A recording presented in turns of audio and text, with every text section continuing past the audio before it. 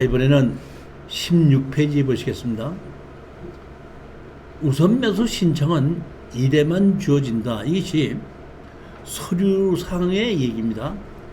입찰자 없으면 최저가로 신청해야 된다는 것이 이제 이 사례인데, 자 보십시오. 2016 타경 10061입니다.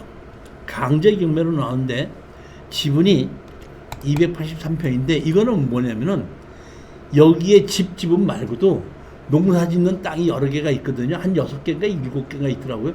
그 땅 지분이 전부 다 경매로 나온 거예요. 같이. 그러다 보니까 땅 평수가 많은 거예요. 1400에 1100에 900까지 떨어졌는데, 여기 보시게끔 되면, 자 여기 보십시오.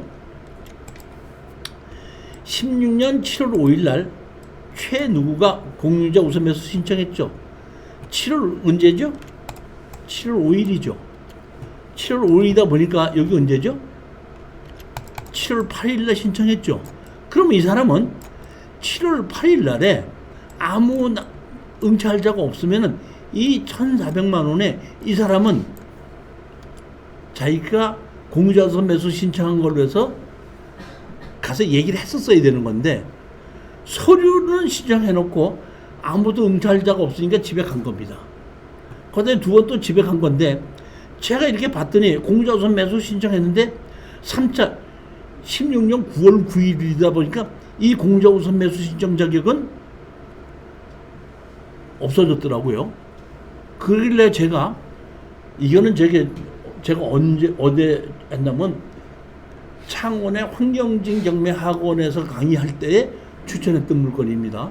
그러고 보면 제가 이 공유자 우선 매수 신청한 서류를 가지고 갔다가 틀림없이 우리가 낙찰을 받으면 공유자 우선 매수 신청할 거다 했는데, 여기 보면 이 사람은 7월 5일 날 공유자 우선 매수 신청했던 것이 서류로 남아 있는 거기 때문에 이것은 인정하면 안 되지 않습니까 하는 거를 말을 해라. 그렇게 했더니 이 사람이 준비를 해가지고 가서 이 낙찰을 받았더니 최누가 나서 공유자 우선 매수 신청한 거예요. 딱 온 거예요. 그러니까 제가 얘기했던 대로 그대로 이 사람은 예전에 공유자 우선 매수 신청했는데 이것은 이미 지났기 때문에 이 사람은 자격이 없지 않습니까 했더니, 그걸 보더니 이미 당신은 공유자 우선 매수 자격이 없어졌습니다 해가지고 우리가 낙찰을 받았던 겁니다. 낙찰을 받고 나면은 바깥에 나와가지고 사실은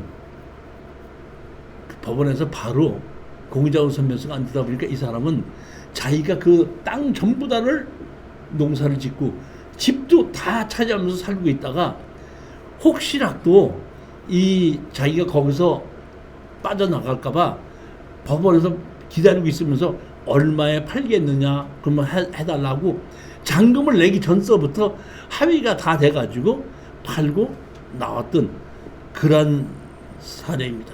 여기 보면 땅이 이렇게 여러 개가 있죠. 집도 이렇게 깔끔하게 있고 여기 이렇게 여러 개가 있습니다. 보면. 근데 여기 보면 이 사람 한 사람이 여기에 살고 있는 겁니다. 20페이지 보시겠습니다.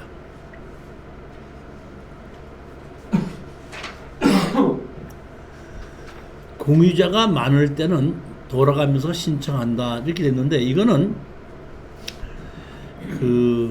부산에 주식회사 이룬이라고 있습니다. 제가 이 이룬은 대표이사가 누군지는 모르지만은 지분 경매를 입찰에 들어가려고 했을 때 가장 많이 나하고 많이 부딪혔던 회사가 주식회사 이룬이라는 곳입니다. 근데 여기 보면 이룬이라는 곳에서 여기에 이 지분을 낙찰을 받았는데, 제가 보기에는 여기도 주식회사 이룬이라는 것이 어디 경매 학원 같아요. 그렇기 때문에 그 중에 한 사람 지분이 경매로 나오는 거를 학원생들 4명인가를 같이 또 지분을 하다 보니까, 예를 들어서 4분의 1 지분을 경매로 나온 걸 또 4명이 같이 낙찰을 받다 보니까 4명이 같이 받다는 거는 16분의 1이 되는 거죠. 그렇게 해서 공유물 분할 청구 소송을 하는 것이 아니라 다른 지분이 나올 때까지 또 기다리고 있다가 또 나오면은 낙찰을 받고 또 나오면 낙찰을 받고 이런 식으로 처리해 가더라고요. 이 주식회사 이룬이라는 것이. 근데 제가 이것을 이 이룬이라는 것이 있는데도 왜 이거를 제가 추천을 했냐면은 사실 이런 이유가 있습니다. 지금은 거제도가 조선 사업이 다 많이 하락을 했지만 2010년도까지는 그렇게 하락하지는 않았었거든요. 그런데 여기 보시면 여기 308-2가 있죠. 여기요. 우리 땅이 있고 308-2가 있는데 전부 요 308-2입니다. 이게 여기 대로변이 있죠. 요게 뭔지 아세요? 요게 다세대입니다. 그리고 우리가 경매로 낙찰받는 땅은 일로 들어와서 이렇게 돌아가게끔 되어 있는데 여기는 자동차가 들어갈 수 없는 곳이에요. 땅은 넓어요. 보게끔 되면 지분이 다시 말하면 토지 지붕이 14평이죠. 토지가. 이게 10몇 분의 1이다 보니까 평수는 상당히 넓어요. 그러다 보니까 제가 보기엔 여기다가 다세대를 지어서 분양하면 딱 좋을 것 같은데 이 다세대를 지어서 분양을 못하는 이유가 여기에 진입도로가 자동차가 들어갈 수 없기 때문에 큰 건물 건축허가 안 나는 겁니다. 근데 이 308-2 있죠. 308-2가 누구 땅이죠? 군유지죠. 근데 이게 조가리 땅이죠. 도로를 내면서 조가리 땅으로 됐죠. 그때는 이거를 낙찰을 받고 이 군유지를 매수 신청을 하면은 해주게끔 되어 있습니다. 이거는 제가 토지의 그 완에 국유지 불화나 점유허가 신청하는 거에 나온 구지법 나와 있는 겁니다. 보면 조가리 땅은 이거를 점유를 불화를 신청하게끔 되면 바로 옆에 있는 땅에다 해주면은 이쪽 대례변에서부터 여기까지 들어올 수 있는 길이 숨게끔 되면 이 땅의 이 집의 가치는 현재의 가치보다 2배로 뛰는 겁니다. 그렇기 때문에 이건 한번 투자를 해서 이룬이 지분을 갖고 있지만은 한번 해볼만 하다 해가지고 제가 우리 수강자들한테 한번 해보자 해가지고 입찰을 했는데 여기 보면 돌아가면서 여기 신청했죠. 제일 처음에 공누구가 있고 이누구가 있고 이룬이 했고 누구가 우선 매수 신청했죠. 돌아가면서 신청했죠. 돌아가면서 쭉 신청했는데 얼마까지 떨어졌죠? 1,500까지 떨어진 거를 얼마를 낙찰받았죠? 2,200에 낙찰받았습니다. 했다가 다시 미납을 했고 1,500까지 떨어진 거를 다시 얼마에 낙찰받았죠?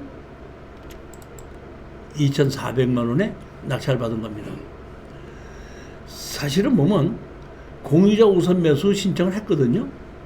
신청을 했는데 이거는 처음에 공유자 우선 매수 신청을 했는데 공유자가 나왔다가 1,500에 떨어진 것보다 2,400이면 먼저 가기를 넘겼었죠. 그래서 그 공유자가 왔다가 뭐라고 하냐면 2,200이라고 하니까 나 공유자 매수 안 합니다 해갖고 안 했었어요. 이거 보면. 그래서 낙찰을 받았던 겁니다.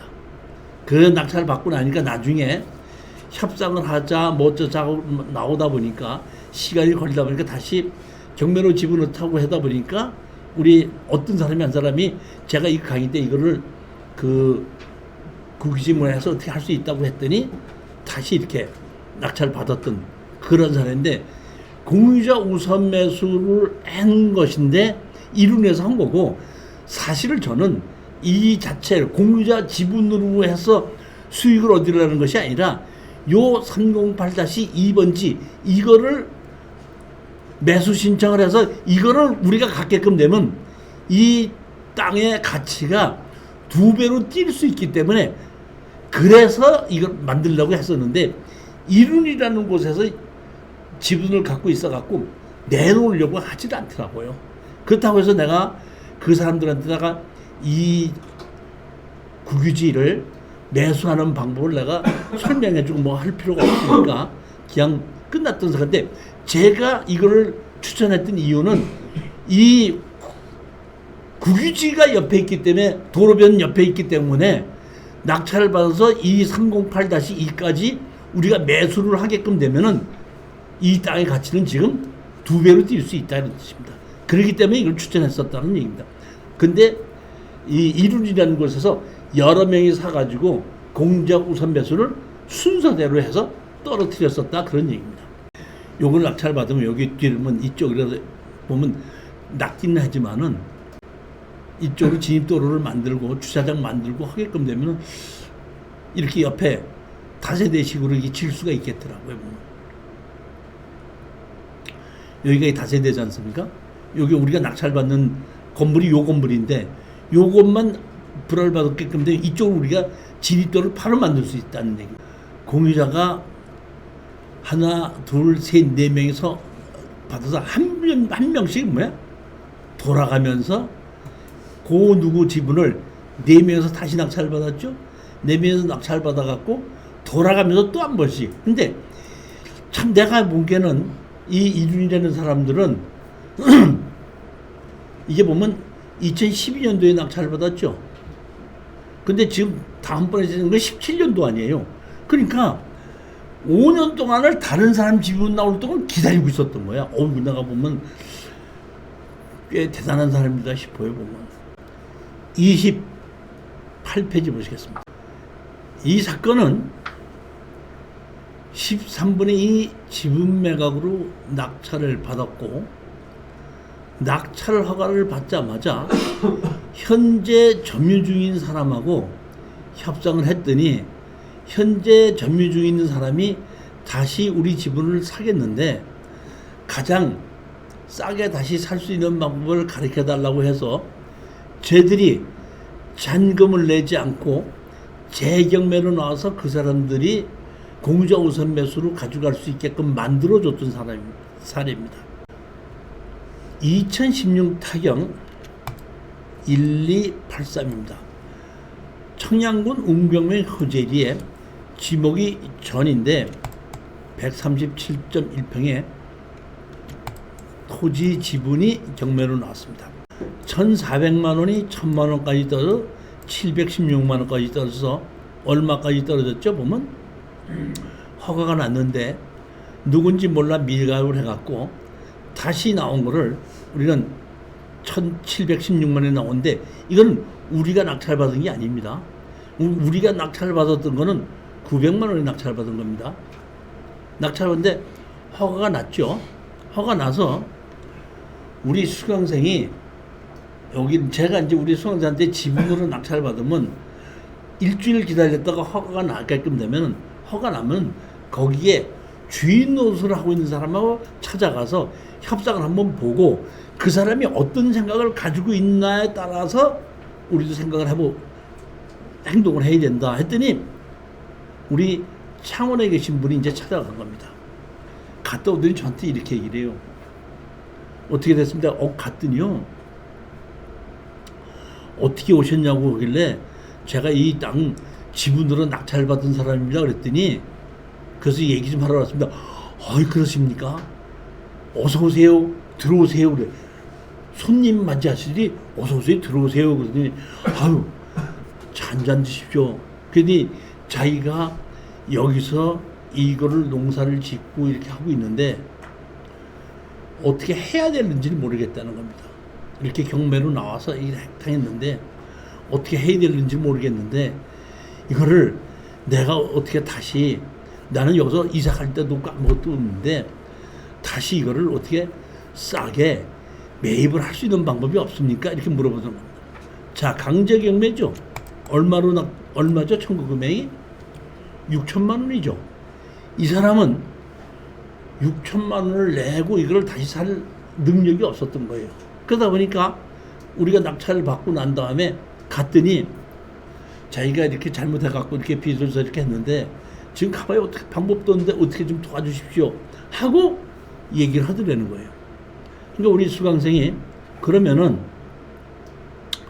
제가 716만 원이다 보니까 72만 원의 입찰 보증금을 냈고 저한테다가 어느 정도의 그 보상금을 주신다 그러면 제가 잔금을 안 내겠습니다. 잔금을 안 내면 재경매가 나오게끔 되는데 재경매가 나오면 그때 공유자 우선 매수를 가져가시면 됩니다. 이렇게 얘기했더니 그분이 그럼 총 돈 들어가는 게 자기가 돈 들어가는 게 얼마냐고 물어보더라는 거야.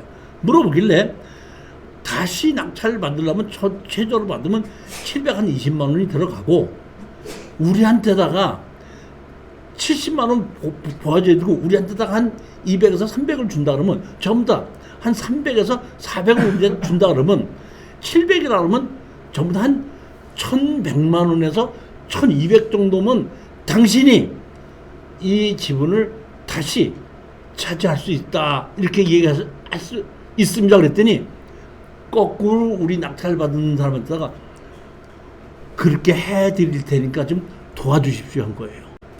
거꾸로 여기에 사는 사람이 우리 낙찰 받은 수강생 보고 도와달라고 한 거예요. 자기는 아무것도 모릅니다. 이제 설명한 거 그럼 우리가 잔금을 미납을 할 테니까 미납을 하면 다시 재경매가 나오고 재경매가 나오면 당신이 공유자 우선 매수 신청을 하고 뭐 해서 어떻게 됩니까 했더니 나 그런 거 아무것도 할 줄 모르는데 당신이 내가 원하는 돈을 드릴 테니까 지금 나한테 같이 그날 가서 다 가르쳐 주실 수 있습니까? 했더니 우리 수강생이 알겠습니다. 그럼 그렇게 하십니다. 했더니 바로 자기가 돈이 얼마 있다고 하면서 700 그거 따로 보내주고 300만 원을 보내준 거예요. 그러니까 그때부터 우리 수강생이 다 설명을 해드리고 보면 잔금 안 내고 재경매가 나오니까 재경매 나오는데 우리 여기 있는 지분권자를 데리고 가서 공유자 우선 매수 신청을 해가지고 낙찰을 받게끔 하고 끝이 났던 그러한 사례입니다. 이렇게 지분권자가 현재 주인 노릇을 하고 있는 사람이 경매로 낙찰받은 사람한테다가 내가 다 모르니까 좀 어떻게 좀 도와주십시오 하고 매달리는 사람도 있고 어떤 사람인 경우에는 네가 내 돈 뺏어 먹으려고 왔냐 해갖고 적대시해서 아예 상대 자체를 안 하시는 분도 있는데 여기 계신 분은 제가 보기에는 그래요. 보면 자기 스스로가 학식이 많지 않고 이런 걸 잘 모르다 보니까 우리 낙찰받은 수강생이 가서 자세히 설명을 하고 설명을 들었고 근데 제가 보는 제일 이 사람이 그렇게 해결할 수 있는 이유는 낙찰받은 사람이라고 갔더니 아이고 어서 오십시오 그러고 차 한잔 드세요 하고 차 한잔 내줬다는 것 자체를 처음서부터 지분으로 낙찰받은 사람을 적으로 생각하지 않고 물어보고 도움을 청했다는 겁니다. 시중에 보면은 경매로 낙찰받은 사람 보고 경매꾼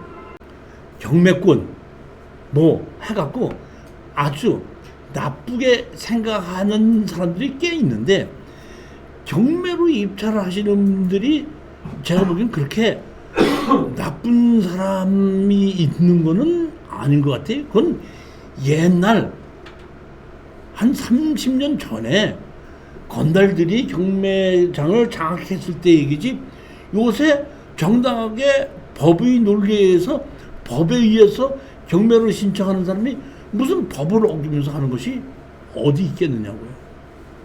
이거는 그렇게 해서 끝이 난 사례거든요. 그러니까 여러분들은 지분 경매로 낙찰을 받아서 이 사람처럼 마찬가지로 우리는 경매를 공부하시는 분이니까 어떤 식으로 처리하면 된다는 것을 많이 알고 있지만은 경매를 공부하지 않으신 분들은 이런 공유자 우선 매수라든지 이걸 어떻게 처리해야 되는지 취한을 시킬 수 있는 방법이든지 미납을 했을 때 어떻게 되는지를 모르시는 분들이 상당히 많거든요.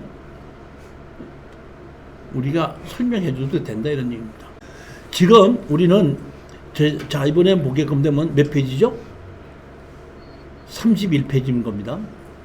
지분권자 2명이 현재 점유 중이고 충청남도 창양군 운곡리 오소리. 요거 조금 아까 이거 그겁니다. 보면 지금 강의 중입니다. 33페이지 보시겠습니다. 공유자가 건물 지분 채무자를 상속을 받았고 상속을 받은 사람이 채무자 겸 공유자로 된 겁니다.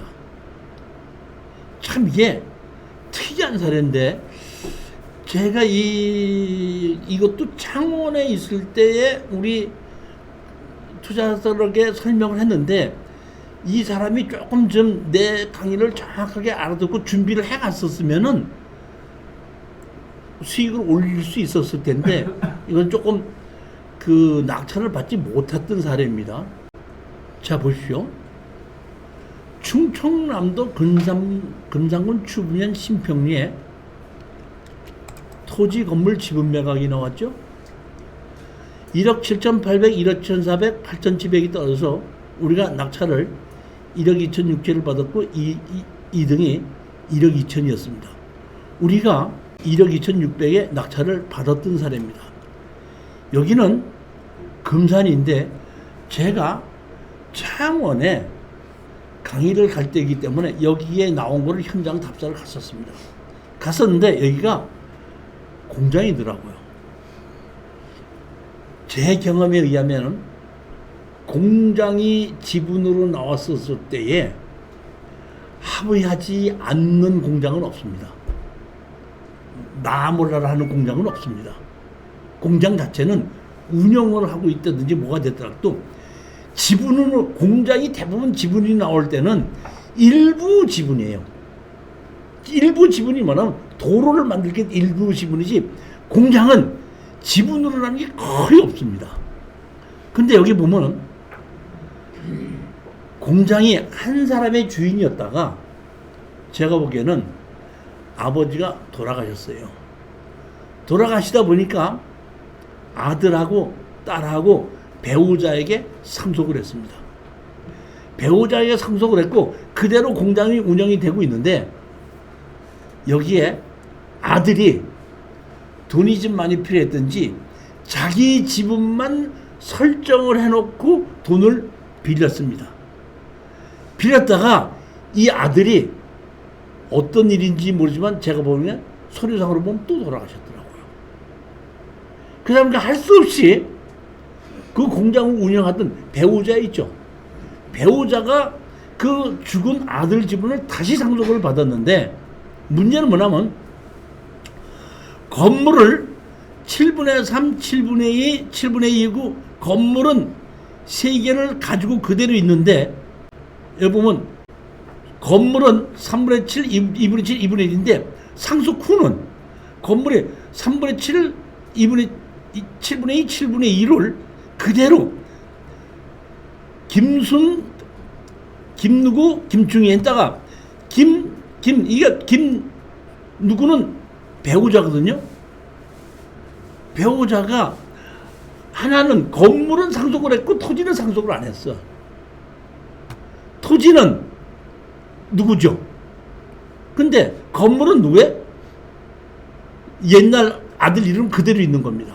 그러다 보니까 건물은 상속이 안 됐고 토지는 상속을 했거든요. 그런데 이 배우자가 여기 보면 건물이 지금 김누구를 2개를 바뀌었잖아요. 이거는 토지는 상속이 안 됐고 건물은 상속을 해버렸단 말이에요. 그러면 상속을 했는데 그냥 상속을 한 것이 아니라 먼저의 주인이 돈을 빌렸죠. 빌린 걸 그대로 상속했으니까 채무를 안고 상속을 했죠. 그렇다 그러면은 건물은 상속을 했는데 채무를 안고 상속을 했으니까 채무자고 토지는 지분권자예요. 그렇기 때문에 제가 봤을 때 이거는 공장이기 때문에 이 다시 살 수밖에 없기 때문에 반드시 우리하고 협상을 한다.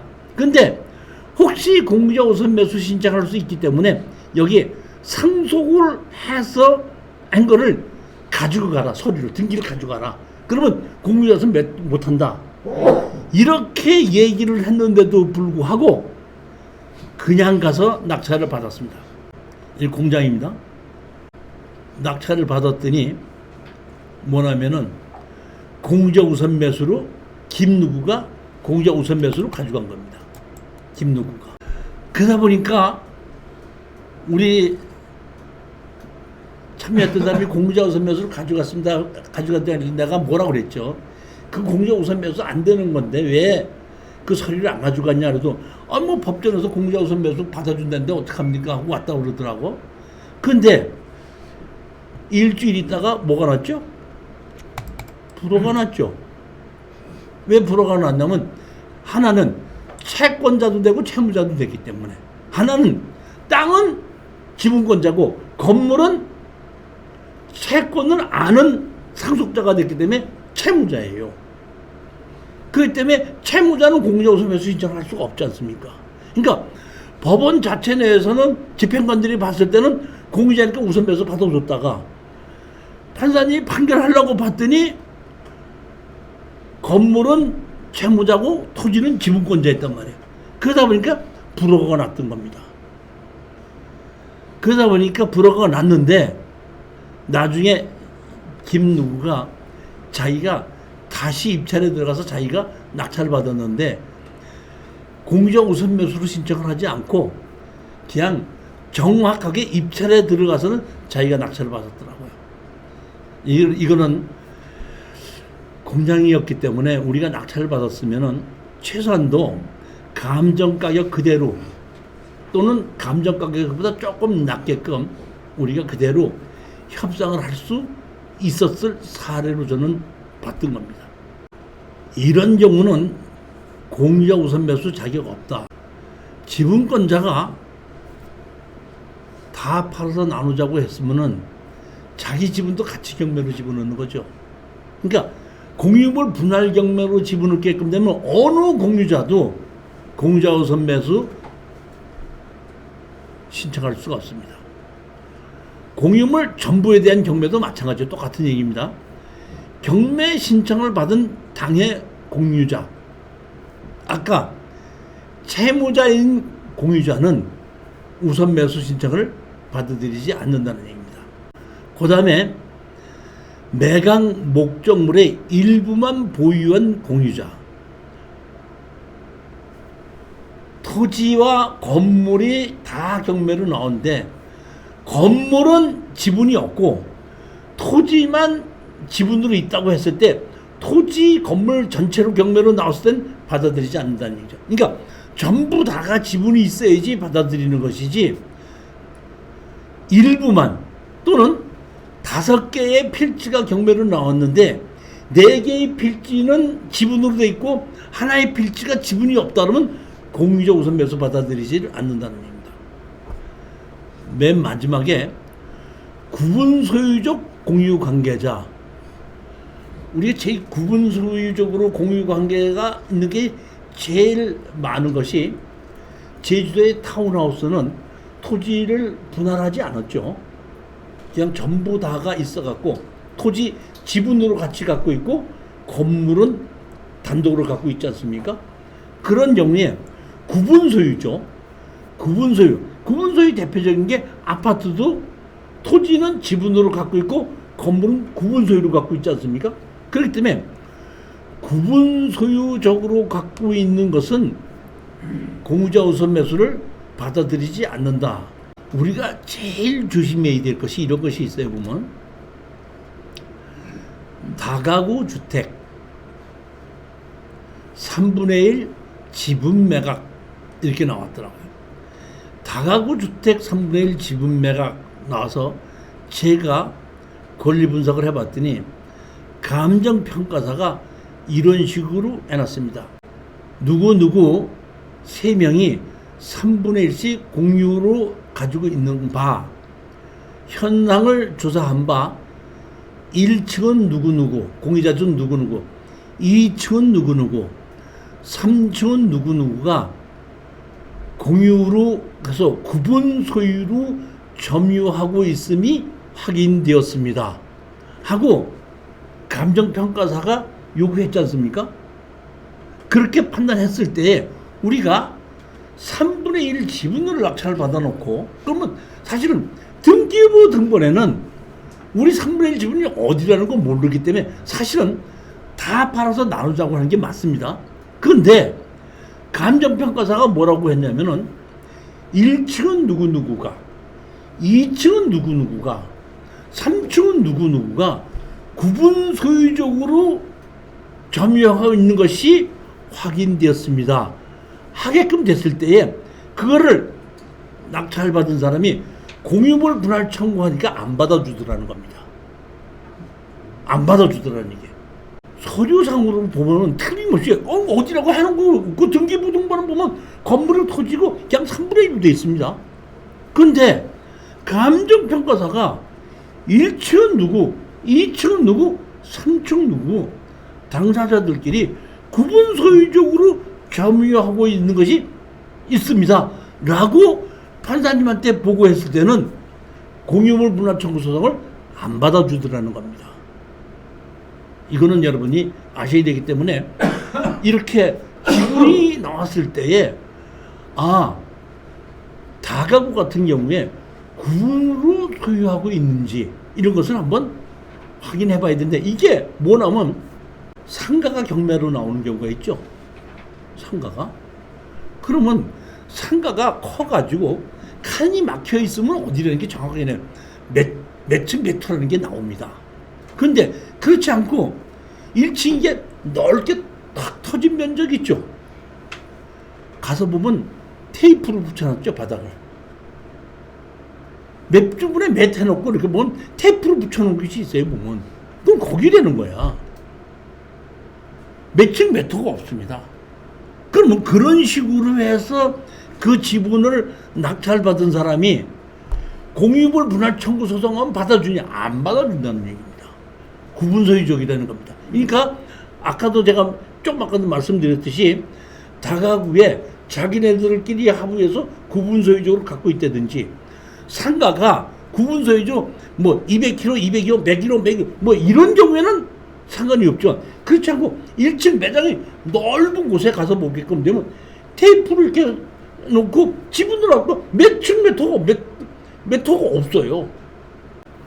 그런 경우에도 낙찰을 받아놓고 공유 분할 청구 소송을 내도 안 받아준다는 얘기입니다. 그거를 말씀드립니다. 구분 소유적으로 지분을 소유하고 있는지 전부 다의 지분을 갖고 있는지를 권리분석사 반드시 확인을 해야 된다는 겁니다. 38페이지 보시면 38페이지입니다. 경주시 동방동에 토지 일부 지분 매각 이렇게 나왔습니다. 근데 여기 보면 공유자 김누구가 우선 매수 신청을 했습니다. 보면 사람들이 이렇게 있는데 핵심은 뭐냐면 한 필지, 두 필지, 이렇게 세 필지가 이렇게 있죠. 있어서 여기 한 필지, 두 필지, 세 필지가 있는데 여기 이렇게 집이 있고 이렇게 마당이 있습니다. 보면 세 필지가 143-5, 143-4 이렇게 세 개가 지분으로 나왔는데 여기 보시면 여기 보면 143-5번지 있죠. 143-5번지에는 공유자 우선 매수 신청한 사람이 지분이 없죠. 지분이 없지 않습니까? 그러니까 이 세 필지 중에서 한 필지는 공유자 우선 매수 신청한 사람 지분이 없는 거예요. 이런 경우에는 서류로 이렇게 공유자 우선 매수 신청을 했다고 하더라도 받아들이지 않는다는 겁니다. 모든 필지가 전부 다가 지분이 있어야지 공유자 우선 매수를 받아들인다.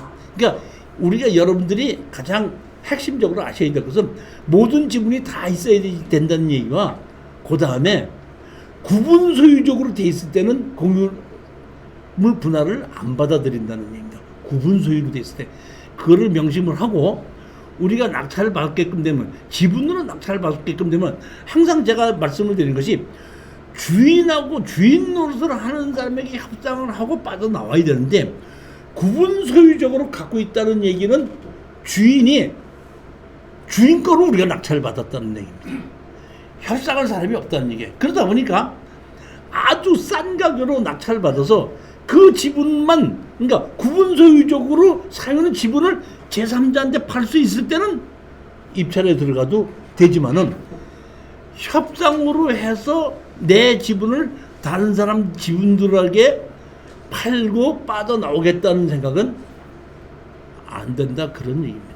자, 오늘 강의는 여기까지 하도록 하고 다음 주에 이제 다시 계속해서 하겠는데, 제가 오늘 아까 말씀드렸던 것이 이제 5분의 1 지분을 낙찰을 받았을 때에 대항력 있는 세입자가 5분의 1 지분권자한테 요구를 할 수 있겠는가 하는 것은 여러분들이 다시 또 실전 사례를 찾아봐서 다음번에 다시 한번 또 의논해 보도록 하자고요. 네. 그거는 그렇게 하고 그냥 저는 저 나름대로의 경험을 가지고 얘기하는 거고, 일선에서 또 계신 분들은 또 다른 것이 있으니까 한번 그 찾아보는데, 제 경험에 의하면은 지분 정멸에서 수익을 가장 많이 올릴 수 있었던 것이 대항력이 있는 임차인이 있어서 가격이 많이 낙찰을 받았을 때 그 낙찰을 받은 가격으로 협상은 80%에 다 하게끔 되더라는 얘기입니다. 결국에 가서는. 그래서 수익이 많이 올렸었기 때문에 제가 대항력 있는 임차인이 있을 때에 항상 하는 얘기가 뭐냐, 어차피 우리는 명도 소송은 못하는 거다. 이거는 명도를 하려고 했을 때 얘기인데 지분 가지고 무슨 명도를 하느냐. 명도는 못한다. 그러니까 명도는 못하고 핵심은 다 팔아서 나누자고 할 것이냐 아니면 현재 지분권자가 살 것이냐 하는데, 다 팔아서 나누자고 했을 때는 대항력이 있는 사람이 있기 때문에 가격이 떨어진다. 그렇기 때문에 대항력이 있는 임차인을 들어갔을 때는 반드시 협상이 가능하다는 것이 거의 99% 됐을 때는 입찰에 들어가야 되지만, 만약에 그 사람이 주인 노릇하는 사람이 없다고 했을 때는 결국에는 우리는 다 팔아서 대항력 있는 사람이 자기 돈을 가져가게끔 해야 되고, 그 나머지만 가지고 우리가 배당을 받아야 되기 때문에 권리 분석을 할 때는 조금 그런 면으로는 신중해야 된다, 이 말씀을 드리는 겁니다. 자, 안녕들 들어가십시오. 감사합니다.